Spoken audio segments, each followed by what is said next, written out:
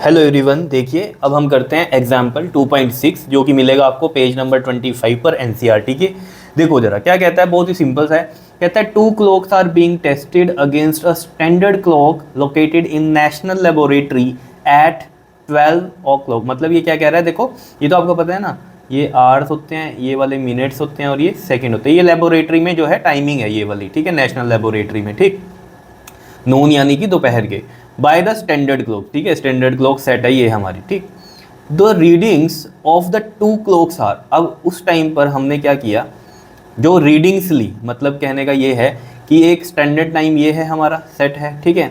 तो जब ये स्टैंडर्ड टाइम हमारा लेबोरेटरी में सेट है तो उसी टाइम पर हमने क्लॉक 1 में रीडिंग ली और क्लॉक 2 पे रीडिंग ली कि क्या है हमारी, ठीक है। जैसे क्लॉक 1 में मंडे को जब नेशनल लेबोरेटरी में कितना बज रहा है हमारा 12:00 यानी कि 12 आवर्स और ये क्या है 0 मिनट 0 सेकेंड, ठीक है।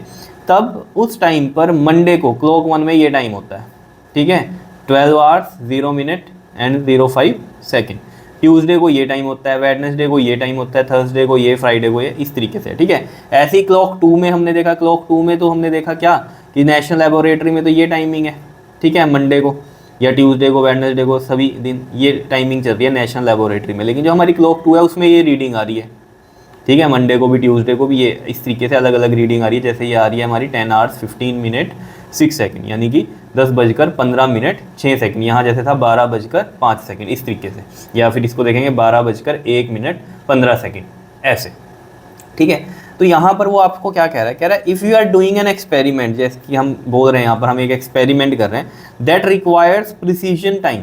प्रिसीजन क्या होता है बताओ, प्रिसीजन का मतलब क्या होता है। देखो जैसे मैंने आपको बताया था एक्यूरेसी और प्रिसीजन के बारे में, ठीक है। तो जब हम एक्सपेरिमेंट्स वगैरह करते हैं, जैसे हमारी जो ट्रू वैल्यू है, जैसे यहाँ पर हमने कहा कि मान लो हमारी वैल्यू जो है ट्रू है वो 917, ये है ट्रू वैल्यू, ठीक है।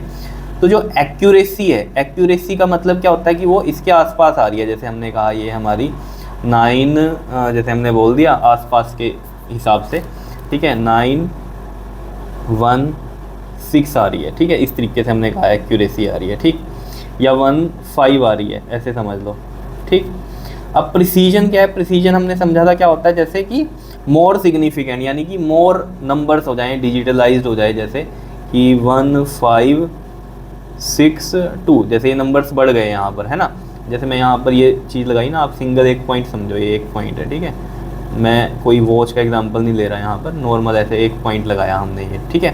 तो यहाँ पर ये प्रिसीजन जो है ना वो क्या है कि मोर नंबर्स हैं, है ना, 9.1562 है, तो ये मोर प्रिसाइज है as compare to this, clear है। अब जैसे हम कहें कि इसमें एक्यूरेसी की ही हम बात कर रहे हैं, ठीक है, और प्रिसीजन की बात कर रहे हैं, तो ये मान लो ये नंबर नहीं है हमारे पास, ठीक है, ये नंबर भी नहीं है, ठीक, और ये हमारी ट्रू वैल्यू है, ठीक, ये हमारी ट्रू वैल्यू है, ठीक। तो जैसे आपके पास आया 9.1, ठीक है, फिर आया एक आपके पास 8.54329, इस तरीके से आ गया, ठीक है।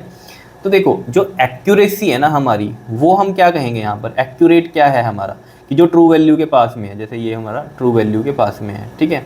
प्रिसाइज की जब हम बात करते हैं, ठीक है, तो प्रिसाइज में हम क्या बोल देंगे कि यहाँ पर देखो सिग्निफिकेंट नंबर्स ज़्यादा हैं, ठीक है ना, तो ये मोर प्रिसाइज है, क्लियर। अब जैसे यहाँ पर जो यहाँ हमारे पास क्वेश्चन है उसके अकॉर्डिंग अगर हम देखें मोर प्रिसाइज में, जैसे हमने तो पढ़ा है कि सिग्निफिकेंट नंबर ज़्यादा है तो वो क्या है, मोर प्रिसाइज है, ठीक है। दूसरी एक और चीज़ आपको पढ़नी है कि जहाँ हम एक्सपेरिमेंट कर रहे हैं, नंबर ऑफ रीडिंग्स ले रहे हैं वहाँ पर हम, है ना, तो जहाँ पर इंटरवल में जो गैप है वो कम है, जैसे एक रीडिंग ली आपने 9.1, एक ली 9.5, एक ली 9 मान लीजिए कितनी 8, ठीक है, और एक रीडिंग आपकी ये चल रही है 9.1, 9.2, 9.3। तो देखो इनमें जो इंटरवल्स में जो गैप है ना वो इनमें ज़्यादा है, जैसे यहाँ 4 का गैप हो गया, है ना, और यहाँ पर जैसे 1 का ही गैप है, 0.1 का, यहाँ पर 0.4 का, तो ज़्यादा है इसमें गैप, यहाँ इंटरवल्स में गैप ज़्यादा है, ठीक है, लेकिन यहाँ कम है, तो ये मोर प्रिसाइज हो गई। इस तरीके से हम ये चीज़ समझ सकते हैं। तो वही चीज़ यहाँ पर है कि मोर प्रिसाइज की बात करनी है। अब बच्चे ये सोचते हैं कि प्रिसीजन का मतलब ये हो गया कि 12 ये हमें बताइए टाइमिंग नेशनल लेबोरेटरी में घड़ी की, तो ये शायद होगी, है ना, कि 12 के आसपास है तो ये होगा, नहीं। प्रिसीजन का मतलब यहाँ क्या है कि जो वेरिएशन है जो यहाँ पर वो कम किस में है, ठीक है, ये चीज़ हमें देखनी है। तो हम कैसे निकालते हैं इस तरीके की रीडिंग्स में, ठीक है, पहले तो ये बात हो गई। ठीक, दूसरी बात आपके मन में आ रही होगी कि ये तो यहाँ 10-10 से चल रहा है और ये 12-12 के आसपास चल रहा है, तो फिर इसको क्यों नहीं हम प्रिसाइज मान रहे हैं। देखो ये जो है ना एक तरह का जीरो एरर है। जीरो एरर में हम क्या कर सकते हैं, मान लो वॉच में, मान लो टाइम है 12 का, हमारे में 10 हो रहा है तो हम 2 घंटे बढ़ा देंगे, है ना। अगर मान लो 12 एक्चुअल में टाइम है और घड़ी में हो रहा है मान लो कितना 9 बज रहे हैं, तो आप 3 बढ़ा दोगे, है ना, यही तो चीज़ है और क्या है। या मान लो ये 12 हमारे मान लो दोपहर के बज रहे हैं, ठीक है, और जो आपके पास घड़ी है उसमें मान लो कितने बज रहे हैं, 3 बज रहे हैं, तो फिर आप क्या करोगे, उसमें उसको बैक घुमाओगे, है कि नहीं, बात समझ रहे हो। मतलब किस तरीके से मैं ये बात कर रहा हूँ कि जैसे आपके पास मान लो कोई डिजिटल है, ठीक है, इस तरीके से आप समझ लो, ठीक है। और 12 से आपको नहीं समझ में आ रहा तो ऐसे समझो, देखो जैसे मान लो आपके पास जो एक्चुअल टाइम है वो है मान लो 9 बजे का, ठीक है। अब एक घड़ी है जिसमें टाइम बज रहा है आपका 8 बज के कुछ मिनट, ठीक है, और एक है जिसमें आपका टाइम हो रहा है कितना, मान लो 10 बजकर कुछ मिनट, तो ऑब्वियस बात है इसको मैं 1 बढ़ा दूंगा, है ना, और इसमें क्या करूँगा 1 घटा दूंगा, तो हमारा वही टाइमिंग आ जाएगा जो एक्चुअल टाइमिंग है। समझ पा रहे होंगे आप बात को, ठीक है। तो वही चीज़ है, तो ये जो एरर है ना ये वाला, यहाँ 10 है यहाँ 12 के आसपास है, तो ये तो कोई इतना बड़ा एरर नहीं है जिसको हम ठीक नहीं कर सकते, बड़ा ईजिली ये चीज़ जो है करेक्ट हो जाता है, कोई दिक्कत नहीं है।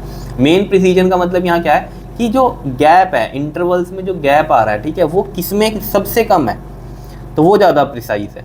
समझ रहे हो बात को। तो यहाँ पर देखो हम समझते हैं इस चीज़ को, जैसे यहाँ लिखते हैं हम variation of observation in clock 1 में, ठीक है। तो देखो इसमें हमें क्या करना होता है, सबसे कम वाली वैल्यू ले लो, ये जैसे हमारी क्या है स्टैंडर्ड हो गया इस क्लॉक के लिए, ठीक है। तो मैं इसको अगर स्टैंडर्ड मान रहा हूँ यहाँ पर, तो इसके कंपैरिजन में सबसे कम वैल्यू देखो ज़रा किसकी है, देखो 11:59 है, 11:59 है, फिर यहाँ सेकंड को देखो ये 08 है, ये 15 है, तो मतलब ये है सबसे कम वैल्यू, ठीक है। फिर हमें देखनी है सबसे ज़्यादा वैल्यू, तो 12 का देखो 12 1 हो रहा है यहाँ पर, ठीक है, फिर 12 हाँ 1 ही है, ठीक है। फिर हम यहाँ सेकंड में देखेंगे 12 वाले में, तो ये 19 है, ये 30 है हमारा, ठीक है, और ये कितना है 50 है, ये 15, तो मतलब ये ज़्यादा हो गया, ठीक है। तो हम ये दो ले लेंगे, ये हो गया मिनिमम वाला और ये हो गया हमारा मैक्सिमम वाला वेरिएशन जो आ रही है। तो हम यहाँ लिखते हैं देखो 11:59 और कितना है हमारा ये 08, ठीक है, मिनिमम का हो गया, और मैक्सिमम का कितना है हमारा 12:01 और ये 50।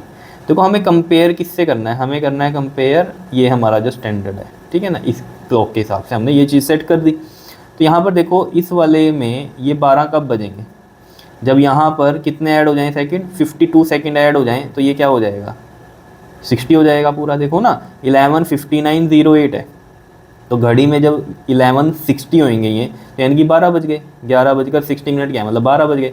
तो ये कब होगा, जब ये पूरा होगा, ये पूरा कितना होगा, मतलब ये वाला पूरे 12 बजने में कितने सेकंड कम है, 52 सेकंड कम है। ये तो समझते हो ना यार, यहाँ पर क्या है हमारा पूरा अगर सेकंड्स पूरे हो जाएं तो इधर बढ़ जाएंगे, तो 11 और 60 क्या होता है 12 ही होता है हमारा।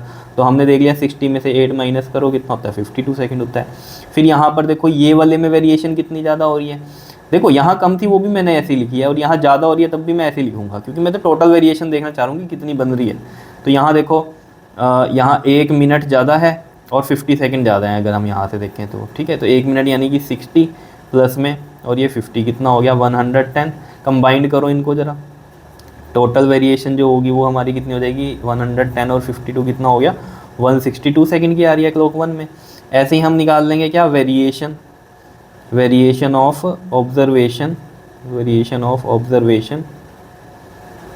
इन क्लॉक 2 में हम निकाल लेते हैं। देखो क्लॉक 2 में भी वही काम हमें करना पड़ेगा, क्या यहाँ पर देखो सबसे कम वैल्यू कौन सी है, यहाँ पर अगर हम देखें देखो 10:14 है, 10:14, ठीक है, ये दो 10:14 है, तो इनमें देख लो कम वैल्यू, ये 59 है और ये 53 है, तो मतलब ये वाली चलेगी कम वाली वैल्यू, ठीक है, ये हो गई मिनिमम हमारी। मैक्सिमम की देख लो 10:15 में ही चलेगी, लेकिन यहाँ सेकंड में देखो ज़रा, ये 6 है, ये 18 है, ये 7 है, ठीक है, और यहाँ पर कितना है ये 24 है, तो मतलब ये वाली 24 वाली चलेगी हमारी, देख लो ना यहाँ पर, ये देखो ये 18 है, ये 6 है, ये 7 है, ये 24 है, तो ये वाली क्या हो गई हमारी मैक्सिमम की कहानी होगी, ठीक है। मिनिमम की तो समझ ही गए होंगे आप यहाँ पर, है ना, किस तरीके से आई है हमारी, ठीक। तो यहाँ से देखो ये दो वैल्यूज़ आई हैं, तो मैं यहाँ लिखता हूँ ये 10, 14, 53 मिनिमम की है और ये 10, 15, 24 हमारी मैक्सिमम की है। तो यहाँ पर देखो ज़रा, यहाँ पर स्टैंडर्ड टाइम हम 12 नहीं लेके चलेंगे, वो तो बहुत ही बड़ा गैप हो गया है ना 12 के लिए। तो हम यहाँ पर क्योंकि एक नॉर्मल हम वेरिएशन ही देखना चाह रहे हैं कि कहाँ ज़्यादा फ्लक्चुएट हो रहा है। तो यहाँ पर देखो अगर आप देख रहे हो 10, 15, 10, 15, 10, 15, तो ये 10, 15 के आसपास ही घूम रही है वैल्यूज, है ना। तो 10, 15 अगर मैं यहाँ स्टैंडर्ड मान लूँ, ठीक है, 10, 15 मैं क्या मान लूँ यहाँ स्टैंडर्ड मान लूँ, तो देखो यहाँ कितने की मतलब कितना ये कम है। देखो अगर हम यहाँ देखें तो ये कितना कम है, अगर इसमें हम 7 प्लस कर दें 7 सेकंड, तो ये 60 सेकंड हो जाएगा। 60 सेकंड यानी कि 1 मिनट, 1 मिनट इसमें ऐड हो जाएगा, 10, 15 बन जाएंगे। तो यानी कि यहाँ पर कितने ऐड हो, 7 सेकंड हो। यहाँ पर कितने एक्स्ट्रा हैं, ये 24 है। तो यहाँ टोटल जो वेरिएशन है वो कितनी हो रही है, 7 प्लस में 24 कितनी हो रही है, 31 सेकंड की। तो ये मिनिमम है ना वेरिएशन, तो यानी कि ये मोर प्रिसाइज है, यानी कि क्लॉक 2 हम प्रेफर करेंगे, ये ज़्यादा सही है। आ रही है बात समझ में या नहीं, बताओ कोई दिक्कत इसमें, क्लियर है बात या नहीं, बताओ कोई दिक्कत है तो बताओ। ठीक है, अब यही चीज़ें हमने यहाँ पर लिखी भी हुई हैं कि ऑब्वियस बात है यहाँ वेरिएशन कम है तो ये मोर प्रिसाइज है, ठीक है ना। जहाँ पर भी हम रीडिंग की बात करते हैं, ठीक है, और वहाँ पर रीडिंग में क्या हो रहा है आपके पास, वेरिएशन सबसे कम है, ठीक है ना, तो वो ज़्यादा प्रिसाइज है। आप कई सारी रीडिंग्स ले रहे हो एक्सपेरिमेंट में, उसके अकॉर्डिंग, ठीक है।